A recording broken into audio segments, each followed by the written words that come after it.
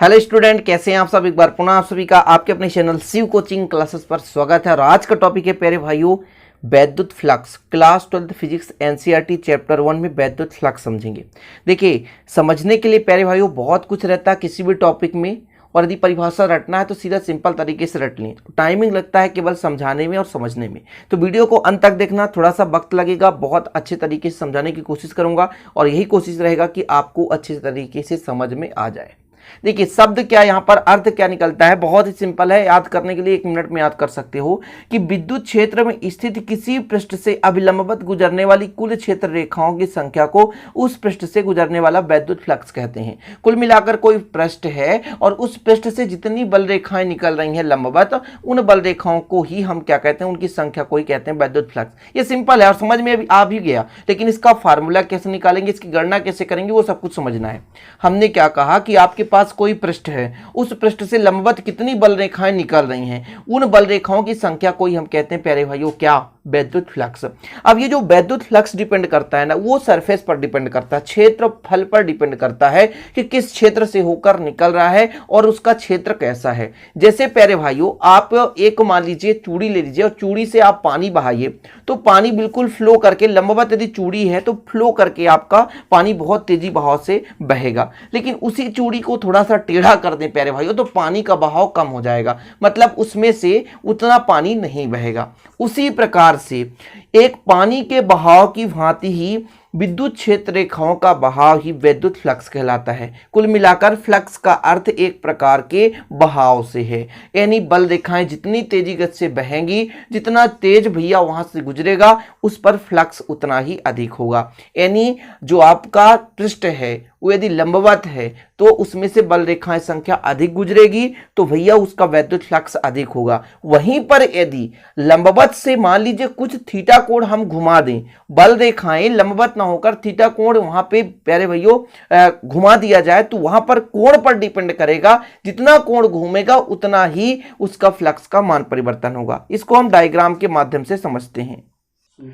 तो इस डायग्राम को देखें प्यारे भाइयों, ये आपके पास एक क्षेत्रफल है। देखिए, ये आपके पास एक क्षेत्रफल है और इस क्षेत्रफल से लंबवत बल रेखाएं निकल रही हैं। ये आपको देखना पड़ेगा भैया, ये क्षेत्रफल कैसे है। ये मान लीजिए आपका सरफेस है और इससे बल रेखाएं सीधे जैसे पेन लंबवत है ऐसे निकल रही हैं। मैं यहाँ पर इस तरीके से समझाऊं, ऐसे ये लंबवत बल रेखाएं निकल रही हैं। ठीक है, ये पूरा पृष्ठ है, इससे लंबवत बल रेखाएं निकल रही हैं। समझ पा रहे हैं कैसे मैं बात कर रहा हूँ। ये पूरा सरफेस है, ये पूरा पृष्ठ है, इससे बल रेखाएं निकल रही हैं। तो इसी प्रकार यहाँ पर हम बात करते हैं कि ये जो पृष्ठ है आपको दिखाई दे रहा है, ये पूरा का पूरा पृष्ठ है, ये लंबवत है, बल रेखाओं के लंबवत है। ठीक है, ये चीजें क्लियर। तो इस पर जो आपका फ्लक्स का मान होगा, जिसे हम फाई ई से प्रदर्शित करते हैं, फाई ई से, ई मतलब इलेक्ट्रिक के कारण प्यारे भाइयों, और पूरा का पूरा निकालने के लिए डेल का मान निकालेंगे। तो किस किस पर डिपेंड करेंगे कि उसकी तीव्रता कितनी है और कितने क्षेत्रफल से होकर के जा रहा है। तो ई इंटू डी एस यानी गुणनफल के बराबर होगा।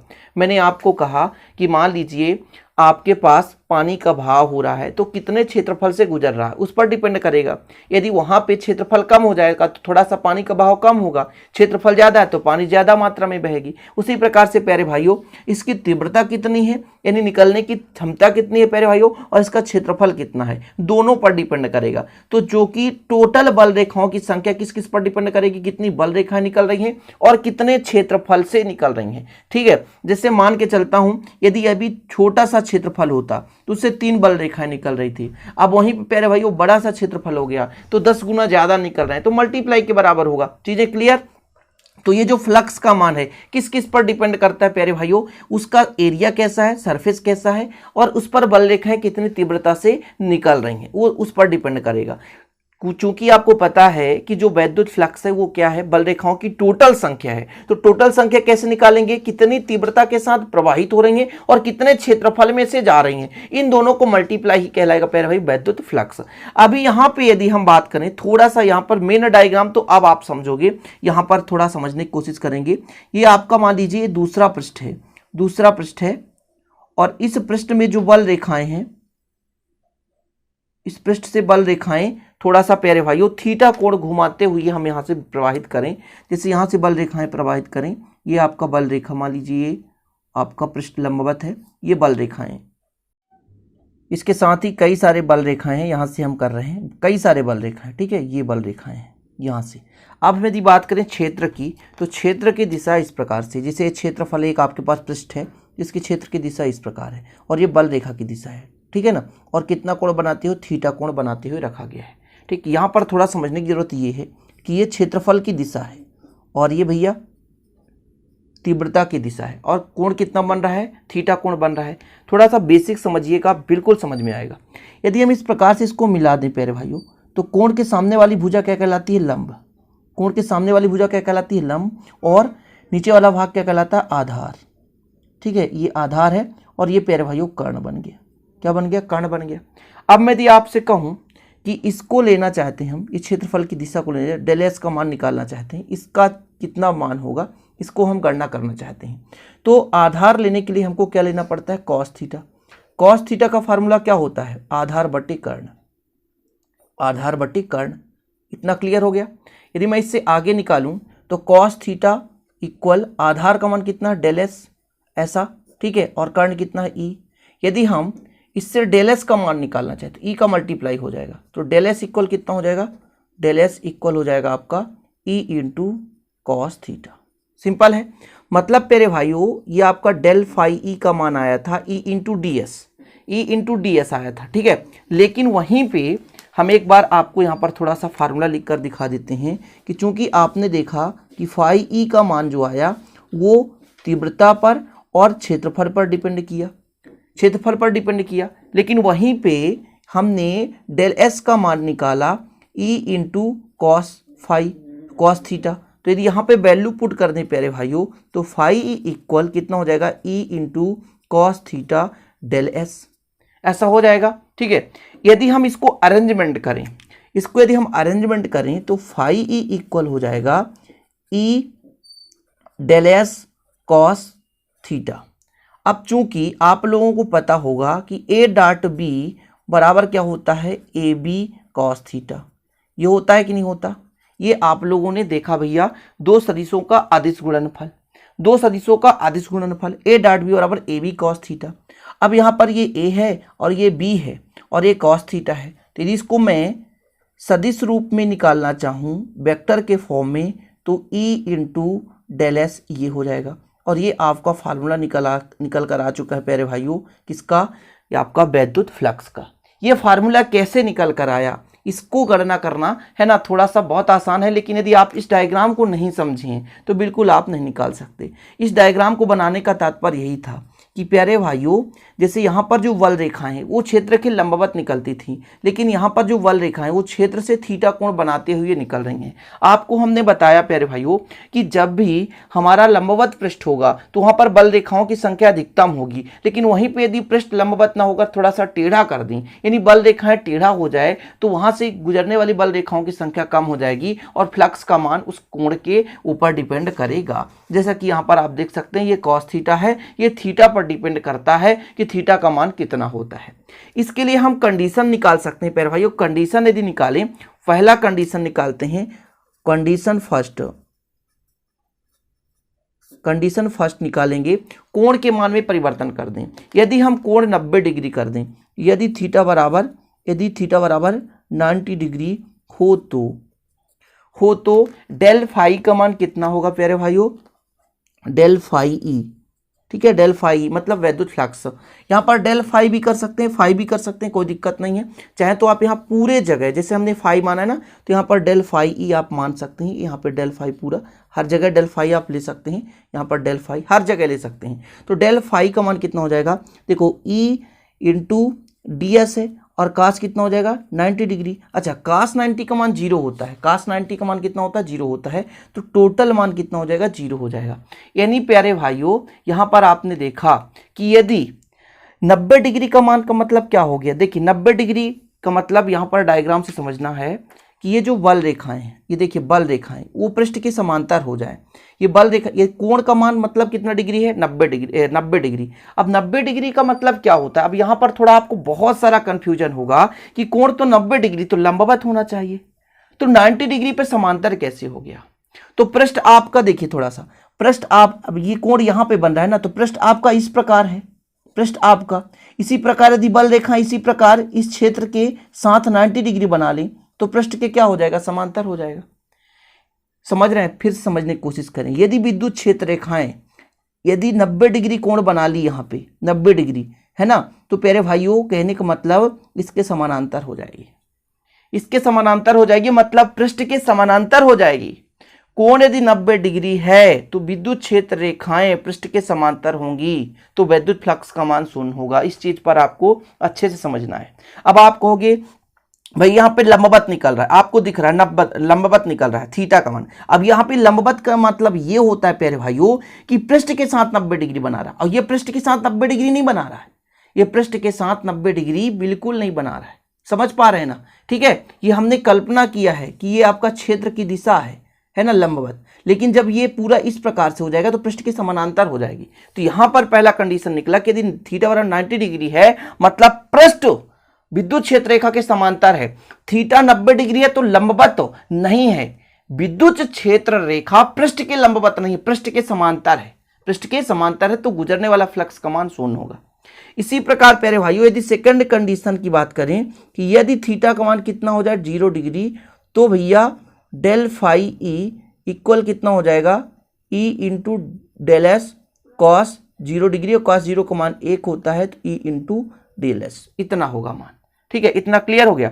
और इसी से हम फिर आगे चलकर बीमी सूत्र और फार्मूला की गणना करेंगे। इसी फार्मूले से हम निकालेंगे प्यारे भाइयों। ये मोस्ट इंपॉर्टेंट फार्मूला है जो कि आगे चलकर आपको काम में आने वाला है। बेसिक से समझाने की कोशिश करता हूं कि कैसे आ रहा है 0 डिग्री और कैसे आ रहा है 90 डिग्री। यानी यदि 0 डिग्री है, 0 डिग्री का मतलब ये हुआ प्यारे भाइयों कि जो आपका पृष्ठ है और विद्युत क्षेत्र है वो एक दूसरे के लंबवत हैं। पृष्ठ और विद्युत क्षेत्र एक दूसरे के लंबवत हैं। विद्युत क्षेत्र और बल रेखाएं विद्युत क्षेत्र से लंबवत निकलती हैं, ये भी चीज आपको पता होना चाहिए। पृष्ठ और विद्युत क्षेत्र यदि लंबवत हैं 90 डिग्री तो वहां पर 0, और यदि 0 डिग्री है प्यारे भाइयों तब वहां पर अधिकतम मान होता है। इतना क्लियर है आपका? ठीक है, यानी थीटा का मान जब 90 डिग्री हो गया तो आपका फ्लक्स का मान 0 हो जाएगा। थीटा का मान यदि 0 डिग्री है तो आपका फ्लक्स का मान अधिकतम होगा। इस पर सबसे बड़ा परेशानी यहाँ पर ये हो रहा है कि 90 डिग्री और 0 डिग्री पर डायग्राम कैसे बनेगा। 90 डिग्री और 0 डिग्री पर इस स्थिति में प्यारे भाइयों बल रेखाएं पृष्ठ के लंबवत हैं, मतलब यहाँ पर जो आपका तीव्रता का दिशा है, ये जो बल रेखाएं हैं गुजर रही हैं वो पृष्ठ के लंबवत हैं। यानी यहाँ पर 90 डिग्री कोण बन रहा है, लंबवत निकलती हैं, है ना, ये लंबवत निकल रही हैं, ध्यान दीजिएगा। तो जो आपका क्षेत्र रेखा है, क्षेत्र रेखा यहाँ पर देखिए ई इंटू डी एस है, यहाँ पर अधिकतम हो रहा है। तो यहाँ पर जो आपका ये क्षेत्र की दिशा है, ये क्षेत्र की दिशा है, तो ये जो क्षेत्र की दिशा है प्यारे भाइयों, इससे जो बल रेखाएं निकलेंगी इस क्षेत्र दिशा से वो पृष्ठ के समांतर होंगी, कोण 0 डिग्री बनेगा। ये आपका पृष्ठ हो गया, ये क्षेत्र की दिशा हो गई। इससे जो बल रेखाएं प्यारे भाइयों, इससे जो बल रेखाएं हैं, समझने की कोशिश करें, ये बल रेखाएं हैं वो समांतर होंगी किसके? क्षेत्र के, इस कारण से 0 डिग्री बनाएंगी। लेकिन यहाँ पर यदि बात करेंगे प्यारे भाइयों, यहाँ पर जब ये क्षेत्र रेखा 90 डिग्री बनाएगा, क्षेत्र रेखा 90 डिग्री बनाएगा, तब जो ये तीव्रता है, ये जो तीव्रता है वो पृष्ठ के समांतर हो जाएगी। इस कंडीशन में क्षेत्र रेखा जो है 90 डिग्री बनाएगा और वहां पर फ्लक्स का मान 0 हो जाएगा। तो इतना क्लियर हो गया प्यारे भाई? यदि समझ में नहीं आया तो फिर से कमेंट करना, मैं आपको समझाऊंगा क्या होता है कोण और क्या होता है भैया। आज कोशिश किया हूं कि शायद आपको समझ में आ जाए। अब थोड़ा सा बात कर लेते हैं इसके बीमी सूत्र की प्यारे भाइयों। बीमी सूत्र इसका कैसे निकालेंगे, इसका मात्रक कैसे निकालेंगे, तो थोड़ा सा फार्मूला आपको पता ही है। तो मात्रक के लिए पहले गणना करते हैं, मात्रक निकालेंगे, विद्युत फ्लक्स का मात्रक निकालेंगे। तो फार्मूला क्या है, फाई ई इक्वल कितना है आपके पास, सिंपल तरीके से डिवाइड करें तो ई इंटू डेल एस ऐसा है। यदि डेल फाई की बात करें तो ई की मात्रक क्या है, ई क्या है आपके पास भैया, विद्युत क्षेत्र की तीव्रता है। ठीक है, तो यहां पर यदि विद्युत क्षेत्र की तीव्रता एकांक आवेश पर लगने वाला बल, तो आवेश का मात्रा कूलम, ठीक है, और बल का मात्रा कितना होता है, न्यूटन। ठीक, और प्यारे भाइयों ये डेल एस यानी क्षेत्रफल है, क्षेत्रफल का होता है मीटर स्क्वायर। तो इसका मात्रा की यदि बात किया जाए प्यारे भाइयों तो क्या हो जाएगा, न्यूटन है मीटर स्क्वायर हो जाएगा, और कूलाम का ऊपर क्या हो जाएगा, कूलाम का पावर -1 हो जाएगा। ये चीजें क्लियर हो गई ना प्यारे भाइयों? ठीक है, कि ये मात्रक हो गया। इसी के साथ हम बीमी सूत्र निकाल सकते हैं, तो इतना क्लियर हो गया। एक ऐसा ही पद्धति में अन्य मात्रक है वोल्ट मीटर। तो आप लोग इसको तैयार कर लो। एक और मात्रक निकालना चाहते हैं विद्युत फ्लक्स का, अन्य मात्रक है वोल्ट मीटर। क्या, वोल्ट मीटर। तो याद कर लीजिए, कहीं ऑब्जेक्टिव में ये ना आकर ये आ जाए तो आपसे बनना चाहिए। तो वोल्ट मीटर भी इसका एसआई पद्धति में मात्रक होता है। इसके विमीय सूत्र की बात की जाए प्यारे भाइयों, तो विमीय सूत्र कैसे निकालेंगे? विमीय सूत्र, विमीय सूत्र तो आपके पास यदि दो विमीय सूत्र हैं, किसका किसका विमीय सूत्र? ई मतलब तीव्रता का, यानी ई का विमीय सूत्र, ई का विमीय सूत्र प्यारे भाइयों, और डेल एस का विमीय सूत्र। तो आप मल्टीप्लाई कर दें, ठीक है। इसका हमने ऑलरेडी निकाल कर बताया था, जिसका विमीय सूत्र होता है एम एल टिक पावर -3 1 पावर -1, और क्षेत्रफल का मतलब मीटर स्क्वायर यानी एल स्क्वायर। टोटल कैलकुलेट कर दें तो एम एल के पावर 3 हो जाएगा, 1 2 3 हो जाएगा, टिक पावर -3 और 1 पावर -1 हो गया। ये हो गया कंप्लीट प्यारे भाइयों, ठीक है। इतना क्लियर हो गया। वैद्युत फ्लक्स का हमने फार्मूला भी निकाल दिया, ये एक प्रकार की अदिश राशि है, विमीय सूत्र भी निकाल दिया और मात्रक निकाल दिया। फिर भी इसमें यदि आपको कहीं पे डाउट होगा तो मैं मानता हूं इस पर आपको डाउट होगा, लेकिन आपको जो लिखना है लिखने में डाउट बिल्कुल नहीं होगा। ये आपको वैद्युत फ्लक्स दे के रखा है, डेल फाई क्या है, फ्लक्स का माने ई क्या है, तीव्रता है, डेल एस क्या है, क्षेत्र है। ये हमने फार्मूला कैलकुलेशन कर लिया और कंडीशन लगा दिया। फार्मूला परिभाषा तो आपको याद ही होगा प्यारे भाइयों कि विद्युत क्षेत्र मतलब आपके पास कोई पृष्ठ है और अभिलंबवत उससे गुजरने वाली कुल बल रेखाओं की संख्या को उस पृष्ठ का क्या बोलते हैं प्यारे भाइयों? वैद्युत फ्लक्स कहते हैं, ठीक है। विद्युत क्षेत्र और प्यारे भाइयों बल रेखाओं में डिफरेंस होता है। जैसे मैं यदि बात करूं, विद्युत क्षेत्र से जो बल रेखाएं निकलती हैं वो लंबवत निकलती हैं। एक बार फिर से थोड़ा सा यहाँ पे चर्चा करता हूं, हो सकता है आपका डाउट क्लियर हो जाए। ये आपके पास पृष्ठ है, ये आपके पास पृष्ठ है, इससे निकल रही हैं क्या? बल रेखाएं। तो क्षेत्र की दिशा ऐसी होगी, ऐसी, मतलब विद्युत क्षेत्र की दिशा, क्योंकि विद्युत क्षेत्र की दिशा के लंबवत होती हैं बल रेखाएं, ठीक। फिर से मैंने बात किया, ये आपका पृष्ठ है, ठीक। इस क्षेत्र की दिशा इस प्रकार से है, तो बल रेखाओं की दिशा इस प्रकार से होगी। तब ये कोण कितना डिग्री बनाएगा? 90 डिग्री। मतलब ये क्षेत्र रेखा के साथ 90 डिग्री है और पृष्ठ के समांतर है, यानी 0 डिग्री है, ठीक है। फिर से बात करते हैं, ये ई की दिशा है और ये बल रेखा की दिशा है, तो बल रेखा और पृष्ठ के बीच 0 डिग्री बनेगा। और वहीं पे प्यारे भाइयों ये आपका पृष्ठ है, ये क्षेत्र की दिशा है, और यदि बल रेखाएं मान लीजिए ये जो है इसके साथ 0 डिग्री बनाए तो बल रेखा इसके साथ 90 डिग्री बना लेगा। तो ये कंडीशन होता है, दो कंडीशन है, मुख्य रूप से यहाँ पे आप समझ गए होंगे। चलिए, आशा और उम्मीद है कि वीडियो समझ में आया होगा। थोड़ा सा देखो, ये कॉपी पेन में इसको समझाना थोड़ा सा कठिन होता है प्यारे भाइयों, क्योंकि जो पृष्ठ है वो बहुत थोड़ा सा खतरनाक हो जाता है और आप लोगों को समझ में नहीं आ पाता। एक प्रकार से इस प्रकार से भी आप समझ सकते हो, जैसे आपके पास छोटा सा पृष्ठ है, ये आपका पृष्ठ है और इसके जो क्षेत्रफल की दिशा इधर है, डेल एस है, ठीक है, क्षेत्रफल की दिशा। और बल रेखाएं प्यारे भाइयों, बल रेखाएं, क्षेत्रफल की दिशा इधर है ना, और बल रेखाएं आपका यदि क्षेत्र की यहाँ पे यदि विद्युत क्षेत्र की दिशा इधर है तो बल रेखाएं ऐसे निकलेगी। तब इसके बीच कितना डिग्री? 0 डिग्री। समझ पा रहे हैं? इसके बीच कितना डिग्री? 0 डिग्री बन रहा है और इस पर अधिकतम होगा मान। फिर से मैंने कहा ये क्षेत्र है, क्षेत्र की दिशा इस प्रकार है और ये विद्युत क्षेत्र की दिशा है, तब बल रेखाएं लंबवत निकलेंगी भैया, तो कोण कितना बनेगा? 0 डिग्री और इस पर अधिकतम होगा, ठीक है। तो आशा और उम्मीद है अब वीडियो पसंद आई होगी प्यारे भाइयों। प्लीज लाइक जरूर कर देना, दोस्तों के साथ शेयर करना। मिलते हैं अगली वीडियो में। जय हिंद, वंदे मातरम।